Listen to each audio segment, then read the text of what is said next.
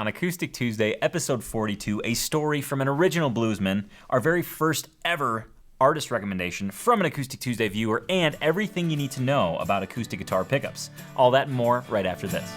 If you believe that playing acoustic guitar is about sharing the joy of music with friends and family, not just mastering the technical side of playing, then this show is your dream come true. Every Tuesday morning, I give you my list of exciting Guitar Geek discoveries, gear, and new music so you can stay inspired to live your best acoustic life. I'm Tony Polecastro, and this is the Acoustic Tuesday Show. Guitar Geeks, unite. Welcome to Acoustic Tuesday, episode number 42. This is the show where you're going to learn about new acoustic guitar gear, discover acoustic artists, and get inspired to live your best acoustic life. As with all episodes of Acoustic Tuesday, I'm going to share with you my Guitar Geek item list for the week. But before I dive into that, there's an Acoustic Tuesday tradition that I like to kick off every show with, and that's called Guitar Geek Trivia. Here is your Guitar Geek Trivia question for the day. Before heading out to pursue music as a career, who attended the University of North Carolina at Greensboro on a drama scholarship after graduating as a valedictorian from high school? Was it A, Emmylou Harris, B, Joan Baez, C, Carole King, or D, Joni Mitchell? Go ahead and ponder that, and of course, at the end of the show, I'll be sure to give you the answer. Now, I would like to officially welcome you to episode number 42 of Acoustic Tuesday. As you get settled in, I'd like to introduce you to somebody very important in making all of the things tick on Acoustic Tuesday, and that is none other than Sir Noah Jacob Heckman Jr., the first, the Point Dexter in residence here at Acoustic Life Studios. Noah? Tony? How are you today? I'm good. Point Dexter? Well, I can't help but notice that you may have been trampolining again. So, what happened to your specs there? Good guess. But no, it wasn't. Are you referring to this? Mm-hmm. Are you referring to the tape on my glasses? Yes. Well, it was one of the classic scenarios. Yeah. You know, I never thought it happened to me. But sure enough, you know, you got however many kids I have walking around the house at any given time. And lo and behold, I set down my glasses, and my daughter comes running through the living room, and just snap, just boom. And you know, my initial reaction wasn't anger. It wasn't shock or surprise. It was, I'm going to get to tape them.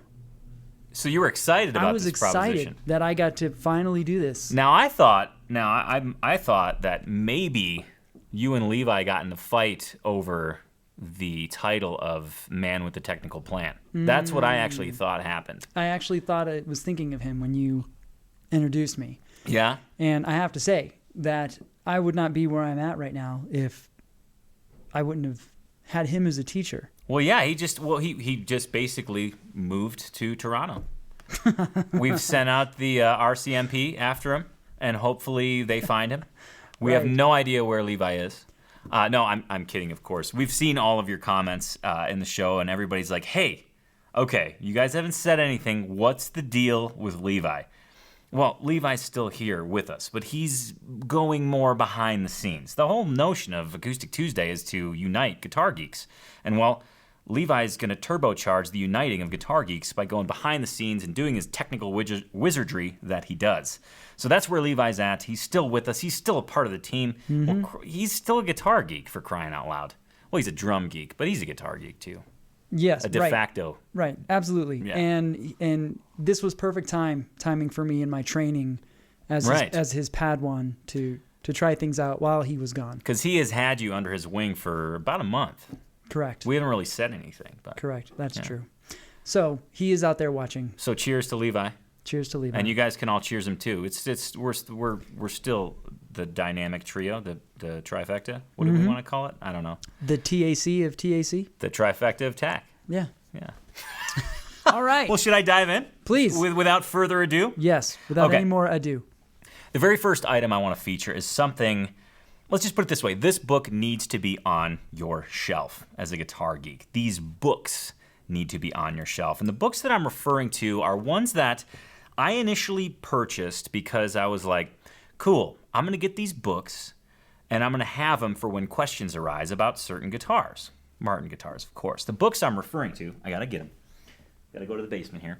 The books I'm referring to are the Martin Guitars History Book, as well as the Martin Guitars Technical Reference.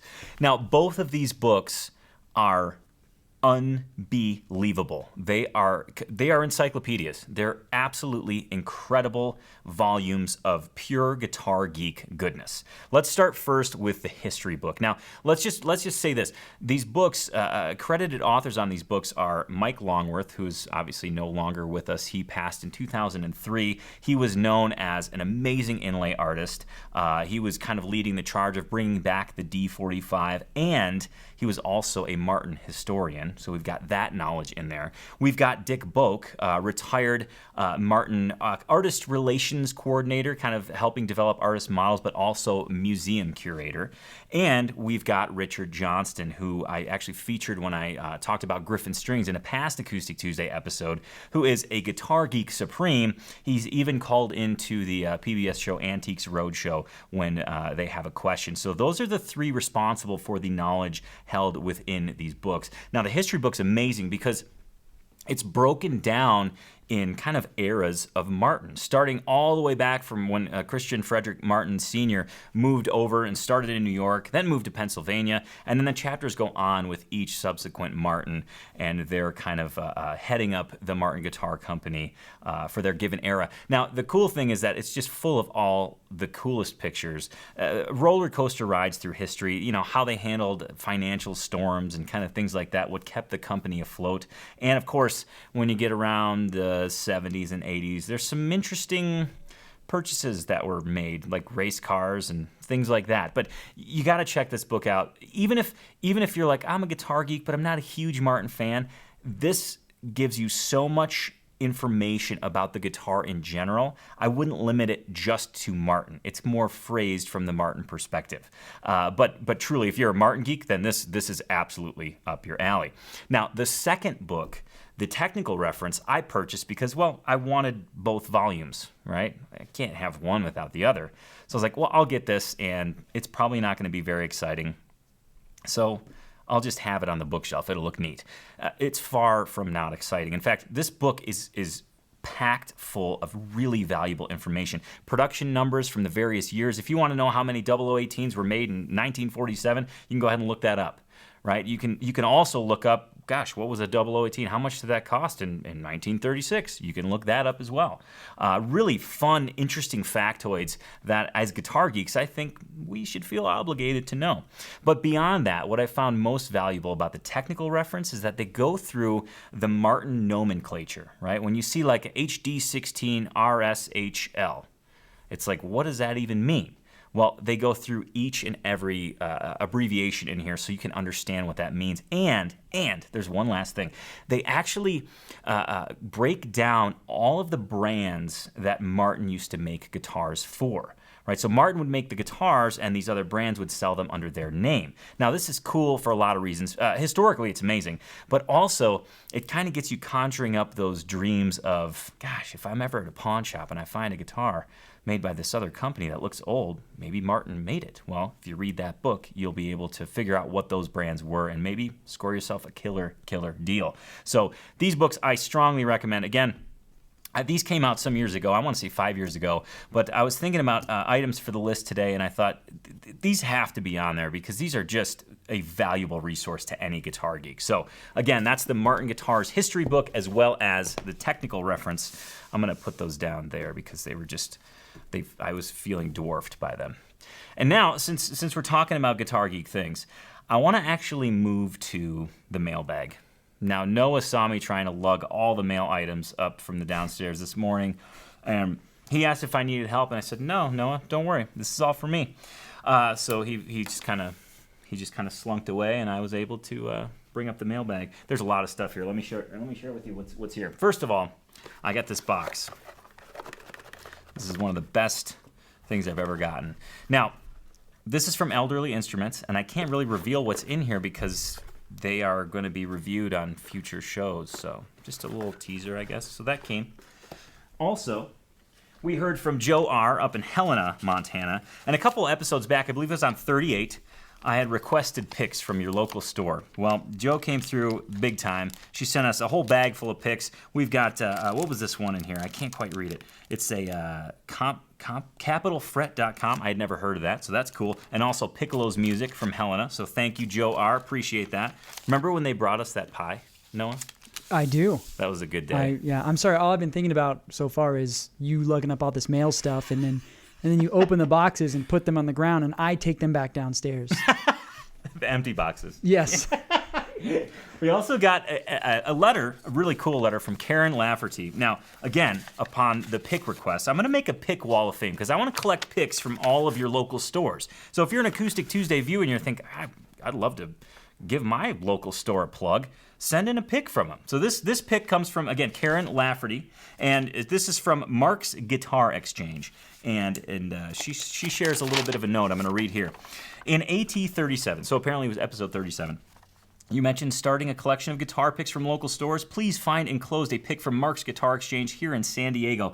Last December, I played a lovely Martin Single 018, and of course, by January, they had sold it. When they ordered a new one, they held it in the back for me, and I got to see it unboxed before my eyes. Mark himself set it up right there and then, filing the nut slots and getting it all dialed in. They had me bring it in a week later for adjustments. Everyone in the shop is super friendly, and Mark is an absolute Martin freak. While I was there, he showed me a Martin he was taking to Italy to be held in a museum there. It had an abalone inlay inside the guitar. In any case, Mark's Guitar Exchange is a great example of a small local guitar store that takes pride in customer service. Hope it makes a good addition to the pick shrine. Indeed, it does. Thank you so much, Karen. Really appreciate that. And there was a P.S., Noah, that was for you. Oh. It just says bourbon. Duh. I don't think that P.S. was for me. And last but certainly not least, I was subscribed to Acoustic Magazine out of the UK. Apparently they stopped printing that, so my first issue of Guitarist magazine came in just today. I haven't had a chance to dig into it, but there's a lot of electric guitars on the cover, so I'm a little worried. I hope it's good. I'll report on that later. And last but certainly not least, back in 1980, a gaggle of bluegrass musicians got together. Doyle Lawson, Bobby Hicks, Tony Rice, J.D. Crowe, Todd Phillips. They made up the Bluegrass Album Band. I don't have these records on vinyl, but now I do thanks to Bull Tracks Music in Florida. I've got Bluegrass Album Band Volume 1, Volume 2, Volume 3, and Volume 4. Got those off of Reverb, again, through Bull Tracks Music down in Florida, Clearwater, Florida. So pretty awesome mailbag. I am stoked to take those home and listen to them. I know what's on those albums, and it's just pure bluegrass gold. So I'm super pumped. What'd you get in the mailbag, Noah? You know what? I'm just excited to get on to the next guitar geeky item. All right. So this one, I'm going to share with you a documentary that I was exposed to quite a while back. In fact, back in Chicago, I was purchasing books and media for the Old Town School of Folk Music, for their music store, The Different Strummer. And a gentleman came in and said, hey, I got this new documentary put together. I'd love for you guys to stock it in the store. And I thought, why the heck not? This sounds cool. It's about blues music. I was very unfamiliar with the subject matter of this particular documentary. But holy smokes, am I so glad that I watched it. Because this documentary features a living link to Robert Johnson, a living link to Charlie Patton, a living link to that first wave of Delta blues musicians. And he's interviewed on this particular documentary. The documentary is Honeyboy Edwards, The History of the Blues. It's a truly fantastic documentary. It's filled with a cast of characters. Honeyboy not only is in it and being interviewed, but Keith Richards, Lucinda Williams, Robert Cray is in there, B.B. King is in there. I mean, it's a whole cast of characters. So I found a really cool trailer that I think we should have a look at right now. I played all over Mississippi. From the Arkansas line back to the Alabama line, I know it was side to side. Well, I'm leaving in the morning, and I won't be back no more. The way we play the blues now, it comes from chopping cotton and the ring of a hoe. The only jobs in the South for black was labor jobs, labor camp workers, roustabout loading boats on the Mississippi, and sharecropping on the plantation. My family was a sharecropper. I was lucky. The guy I worked for was a very nice guy, but we still never made no money. Some learned how to pick cotton good, some didn't. But I could pick cotton pretty good. By meeting Honeyboy and his contemporary friends, I got to see a uniquely African-American experience, how that developed into the blues and how the blues developed out of that. I really understood it. Well, I believe, yes, I believe. Well, I believe my time ain't long. That it's a very simple music, but in that simplicity, there's a lot of room for emotion. These guys, when they sat and played, they had to do that. They needed to do that. You know, it's for their own sanity.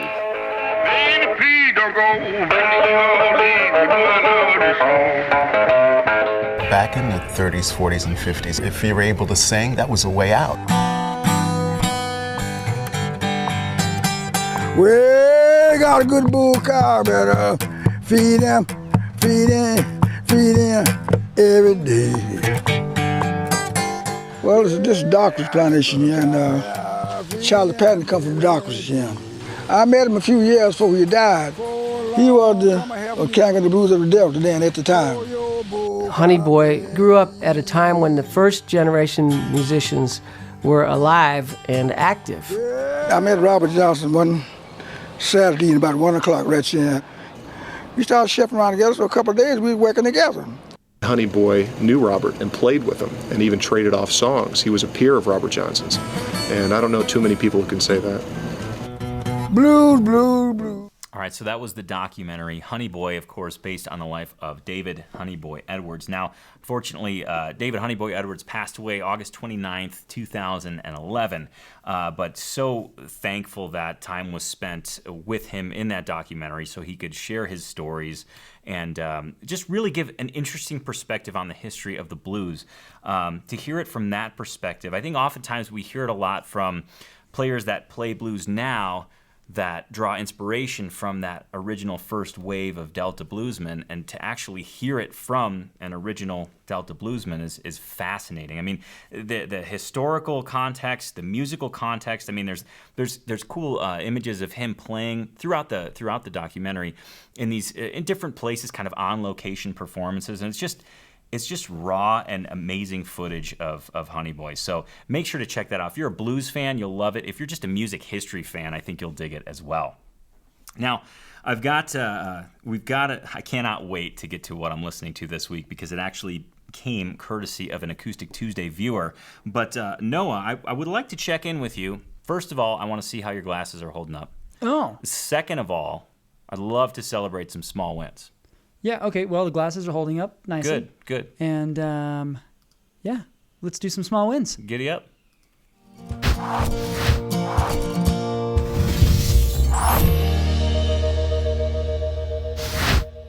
All right. First small win comes up from, yeah, that's right. Yeah. Tomorrow Bird. All right. And they say, small win, we have finally completed our live setup. Well, at least for now. Always room for one more guitar.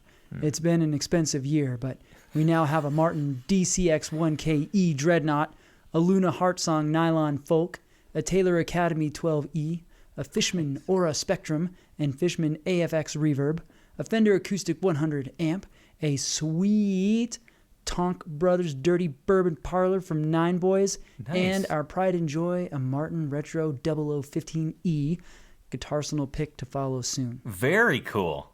That's got to feel good to have that set up all dialed in. That's nice. Yes, Congrats. we get to try the full kit for the first time in a week for a charity festival and cannot wait. Love the show, and thanks for the hard work you all put into it. Simon and Jen. All right. Thanks, guys. Appreciate you watching. Thanks for the small win. Next small win comes from Jon. Because of you guys, I'm inspired to play bluegrass. I suck at it, but I'm learning. Cheers from Portugal. Heck yeah. Thanks for watching. And by the way, if you want to get inspired with some killer bluegrass music, I'm talking about quintessential bluegrass, find these albums, the Bluegrass Album Band. You will be so happy, and you will fall in love even more than you already are. All right, this next one is a huge win. All right. From JD. Because of you guys, I was sitting in with some friends playing, and when someone said, "This one is 1-4-5 out of E," I actually knew what the hell to do for the first time. Thank you. That feels good. Awesome. Good job. And last small win comes from Dave.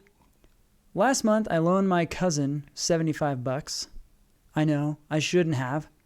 Then he said he couldn't pay me back, so instead he gave me an Ibanez AW54.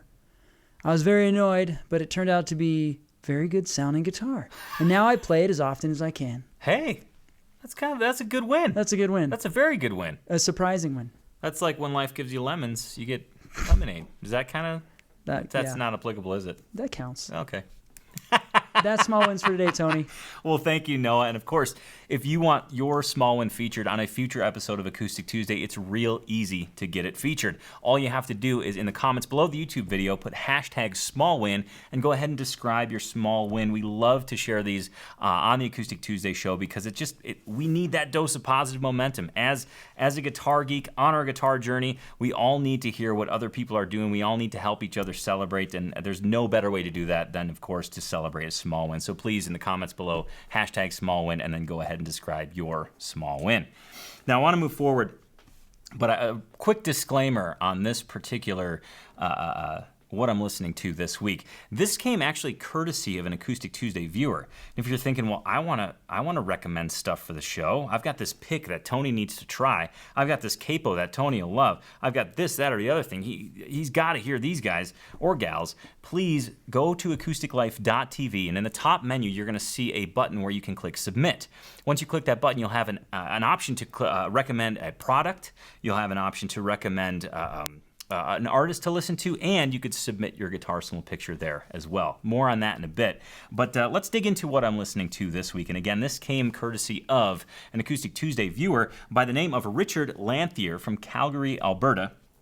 And when I listened to this particular band, I was blown away. In fact, I started playing it, and Noah, I know I'm onto something when Noah kind of like, he peeks up from his computer and he kind of looks over. He's like, what are you doing? And I think you compared him to the Punch Brothers in a way. That one song we were listening to. Yeah. And so the band I'm referring to is called the Slow Can Ramblers. They are out of Canada, as is Richard, who recommended them. So I want to thank you, Richard. This band they've got it all. Let me tell you, they represent old-time music very well. They represent bluegrass music very well. And if you are a fan of anything acoustic, these guys are right up your alley. What we've got here, I wrote down their names because I wanted to make sure to give credit where credit is due. We've got Frank Evans on banjo, Adrian Gross on mandolin, Daryl Paulson on guitar, and Alistair Whitehead on bass. And together these guys make awesome music. Like I said, their banjo player, just to give you a glimpse, their banjo player plays both old-time banjo and bluegrass banjo, and they treat the music so well. In fact, I've got two selections that I want you to hear today. The first one we're going to listen to is an instrumental called Coffee Creek that's off of their Coffee Creek album. So let's listen to that real quick.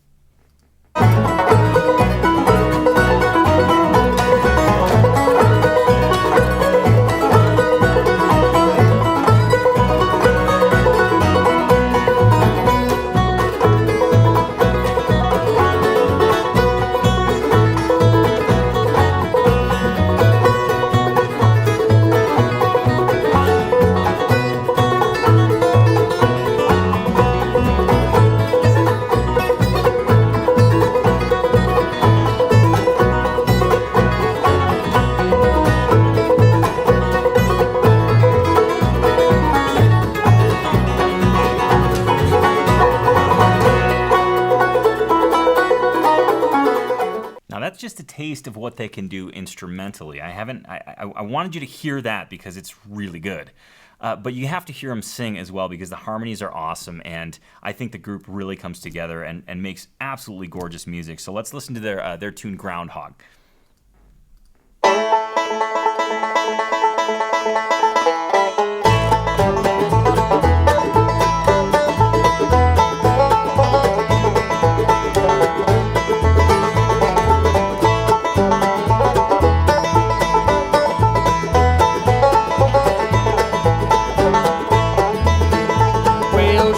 Musket color up your dog. Shoulder up your musket color up your dog. We're going to the woods, gonna catch a groundhog. Groundhog, groundhog, groundhog.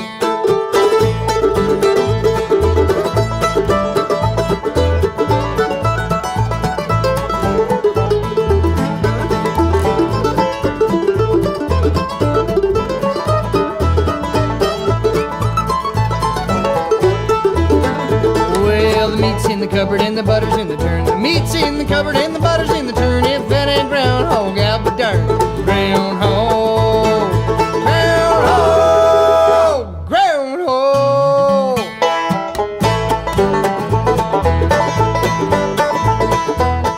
So as you can see, they have all of their musical bases covered. Now, really cool factoid. As I was researching this band, I was looking at various videos and things, and there's one of the making of their Coffee Creek album, and I'm seeing this familiar face in the control room of the recording studio.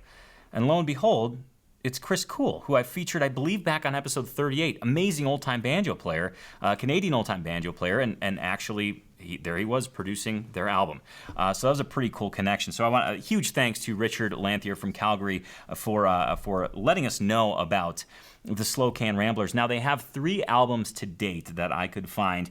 Their first album, Shaking Down the Acorns, and then they have the one that I've kind of been playing up, Coffee Creek. But here is the extra special, amazing bonus. So it's June 12th. Guess what comes out June 15th? Well, if you guessed the Queen City Jubilee by the Slow Can Ramblers, you're absolutely correct. They actually have a new album coming out this week, and you can pre-order it on their website, or, of course, go to acousticlife.tv. Check out all the links and all that good stuff. And remember, anything that you purchase off of acousticlife.tv through any of those referral links, 100% of those proceeds will go to Guitars for Vets, which is an amazing, amazing organization, nonprofit organization that's helping share the love for music and the healing power of music. So make sure, again, to check out the Slow Can Ramblers. Now, I want to know what you think about the show so far. So please, in the comments below, let us know. Did you make a new discovery? Do you just want to let us know where you're tuning in from? Whatever the case may be, please leave a comment in the comments. And of course, while you're at it, if you have not subscribed to this YouTube channel yet, please do so. It's super easy. Just hit that red subscribe button. Don't forget to click that little bell. That'll give you a notification each and every time a new video gets released. And of course, if you want Acoustic Tuesday delivered directly to your email, that's easy as well. Click the link in the description. You'll get Acoustic Tuesday right to your email and access to my Guitar Geek list, which is something every guitar geek absolutely 100% needs. Now, Noah, Tony, talking about comments, I'm kind of excited because I know you have some comments and I know you have some shout-outs, and I know you have something extra special up your sleeve over there. So I think I'm just going to hand it over to you. Oh, well, okay then. All right. Yes, so for comments and shout-outs, first one comes from, actually they left a small one earlier, so sometimes I get to separate them out. Okay. But Tomorrow Bird says, good afternoon from Berkshire, UK. All right. Another superb Acoustic Tuesday. Awesome. And Mark M., this is exactly what he wrote. Bourbon Manhattan, check. Guitar, check. Acoustic Tuesday, check. Life is good. Is Manhattan, I don't know, is Bourbon a place in Manhattan? No, so I think I was confused as well. Uh-huh. But it might be a Bourbon Manhattan. Like the mixed drink? Manhattan. Okay. I don't know. Yeah, I got you. I see. Okay. Either way, I think it's a winner. If it's like Bourbon check, Manhattan check, or Bourbon Manhattan check, well, however you want to, I think it's all a win. It's awesome. Thanks for tuning in. Next one comes from Seeing Fool. Love the show's progression. Shout out from Chattanooga. Awesome. Cheers. Thanks for tuning in. Yeah.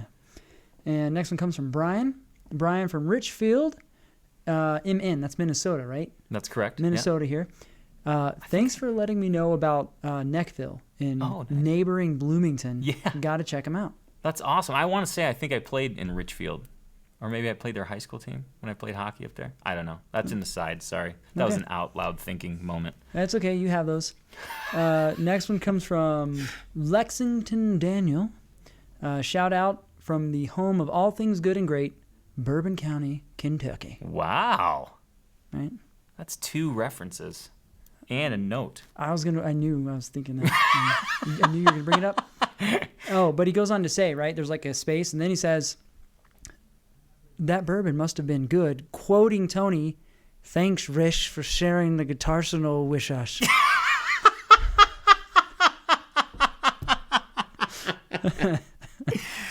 So, not gonna lie, I think it was pretty good. Yeah. So that's our shout outs and awesome. some comments from today. Now, with your permission, Yeah. we do have some You Know Your Guitar Geek wins. Absolutely. Is it? Okay. All right. So first one comes from D-Nice. Can I say that? Yeah. Comes from Denise M. Hi, guys. I actually like a longer show and Miss Levi. I thought I'd throw that in there. You know your guitar geek when you pick your seat at Sunday Mass as close to the choir as possible so you can watch the guitar player and admire the way he flawlessly hits those bar chords. And you find yourself moving your fingers along with him. Nice. Next one comes from Don H. You know your guitar geek when a child brings their toy guitar over to show you. You proceed to tune it and play it for upwards of 15 minutes before you notice everyone in the room, including the child, is staring at you, but not in a good way. You reluctantly give it back. I feel that's a more common occurrence than you'd think. Not that I've ever experienced that personally or anything. Okay, yeah, two more for you, Tony. Okay, go for it. Two more for you. Pete, you know your guitar geek when you put sunscreen on your body and then rush to wash it off your fretting hand, terrified you don't soften your callous fingers. Yeah, that's good. And last one comes from Seeing Full with a Y, or Sign Full. You know your guitar geek when on Tuesday you lament the effort it takes to dig your Taylor out of the case to play while watching Acoustic Tuesday. So you start trying to justify a humidity-controlled, soundproof room so you never have to put any of your guitars back in their cases. I like that idea a lot. Yeah. That's a very Guitar Geek-centric thought. I love it. And there you go. Awesome. That's it for today, Tony. Thank you, Noah. And of course, if you want to finish that statement, you know you're a guitar geek when, please do so in the comments below the YouTube video. It's really a barrel of laughs. I mean, it's ridiculous. Some of the stuff you guys are coming up with is outstanding and so true. I think the truer, the better on those. They're right on. The one about the suntan lotion, just the other night I was like, I got to go practice. And I try and take care of my tattoos, so I usually, put some lotion on my hands and my arms and things. And I put the lotion on, and I wanted to go sit down, and I was like, oh, for crying out loud. So I run back upstairs, and Whitney's like, what are you doing? And I'm like, I can't explain this. No. Like, I'm taking a Kleenex, and I'm trying to get the... Anyways. It's a thing. I know. So please share your You Know You're a Guitar Geek wins with us. That would be awesome. And speaking of guitar geeks, there's two things I want you to help me with right now. Number one, I want you to share the show. That's the best possible thing you can do to help guitar geeks unite. Okay, and it's really easy. All you have to do is send your friend a link to acousticlife.tv. They can binge watch all the back episodes, get up to snuff on all the good stuff we've been talking about, and of course, encourage them to subscribe to the YouTube channel. Again, it's really easy. Just hit that red subscribe button.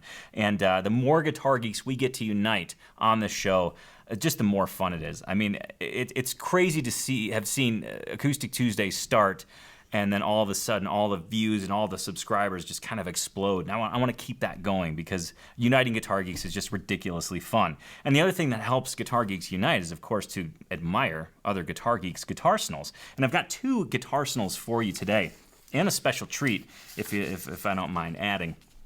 And we can't forget about item number one. I've got a fun item number one that's extremely educational. It's going to help a lot of you out there wondering about acoustic guitar pickups.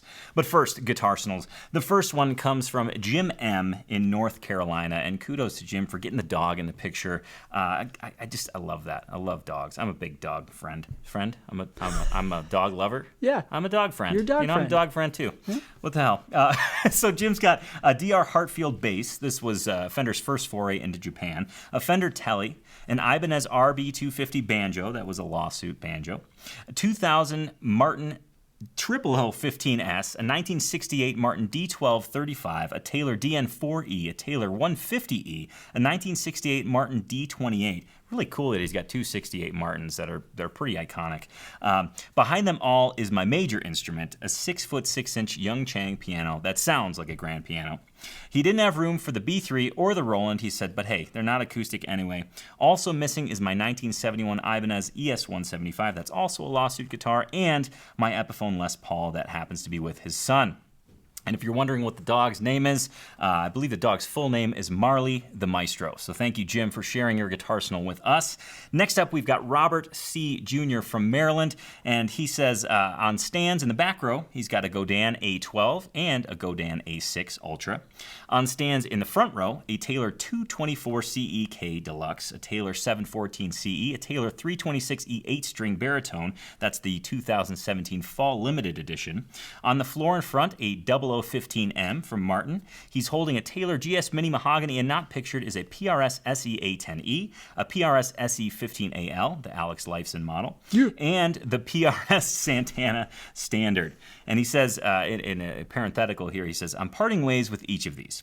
The A10 will be donated to Guitars for Vets. Kudos to you. Awesome job, Robert.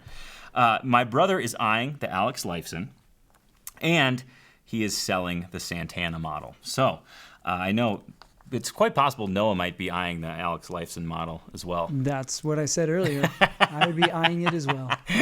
And I've got, so thank you, Robert, for sharing your guitarsenal with us. It's really, really a great collection. And last but not least, I wanted to share this picture with you guys because Noah was going through emails the other day.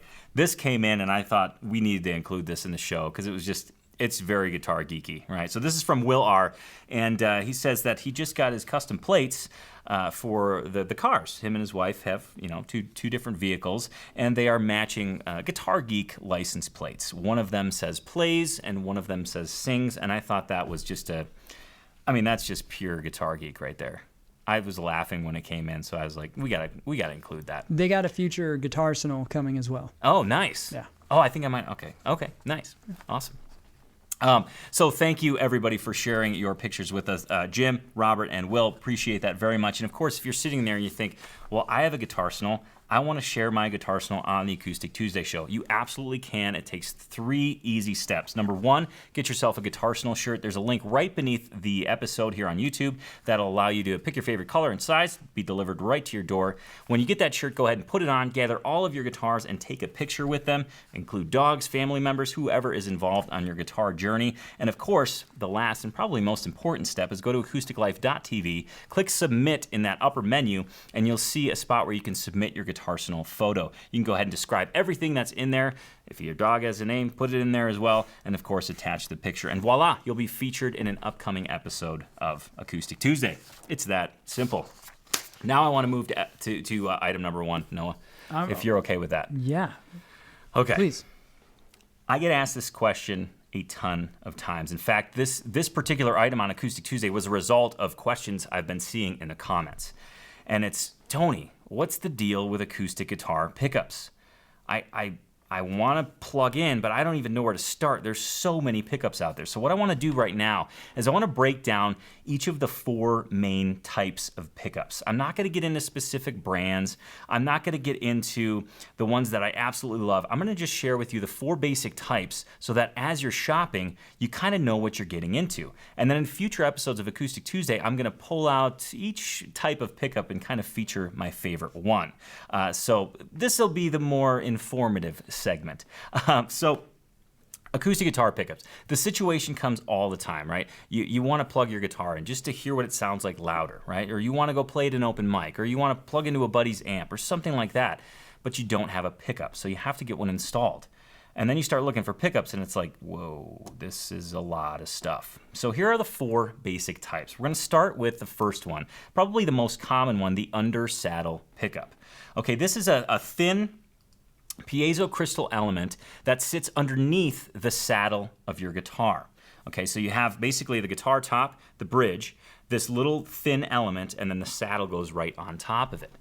Now, this pickup is extremely common because really from the outside you can't tell it's installed at all unless you look at the end pin jack.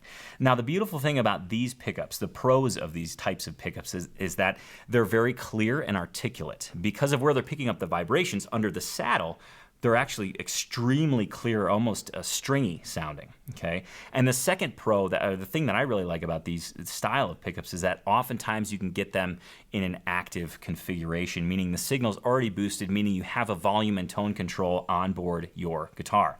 That's important to a lot of people that need quick access to controls, okay? But these pickups have some downfalls as well.